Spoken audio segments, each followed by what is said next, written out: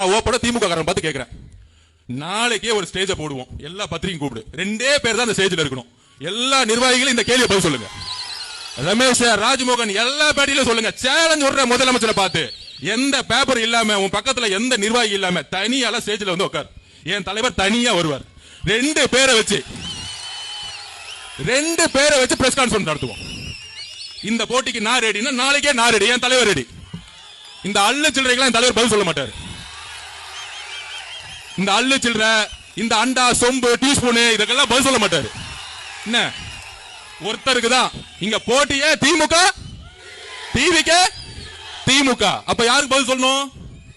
உங்க முதலமைச்சருக்கு உண்மையாலே சமூக நீதியை பத்தி அறிவு இருந்தா, உங்க முதலமைச்சருக்கு பொருளாதாரத்தை பத்தி அறிவு இருந்தா, உங்க முதலமைச்சருக்கு நிர்வாகத்தை பத்தி அறிவு இருந்தா, உங்க முதலமைச்சருக்கு சாதி வாரி கணக்கெடுப்பு பத்தி அறிவு இருந்தா தைரியமா பிரஸ் கான்ஃபரன்ஸ் சொல்லுங்க. எங்க தலைவர் வராரு, நீங்க வாங்க.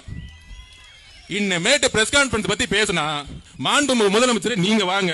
2 பேரும் எப்படி அமெரிக்கால உட்கார்ந்து முதலமைச்சர் பிரைம் மினிஸ்டர் பிரசிடென்ட் ஆத்துக்கு முன்னாடி 2 பேரும் உட்கார்ந்து பேசுவாங்க மக்கள் முன்னாடி. 2 பேரை பேச வைப்போம். ஃபர்ஸ்ட் ஷாட்லயே அவுட். ஏன்னா ஷூட்டிங் இல்ல, கேமரா இல்ல, சிஎம் போயிட்டே இருப்பாரு.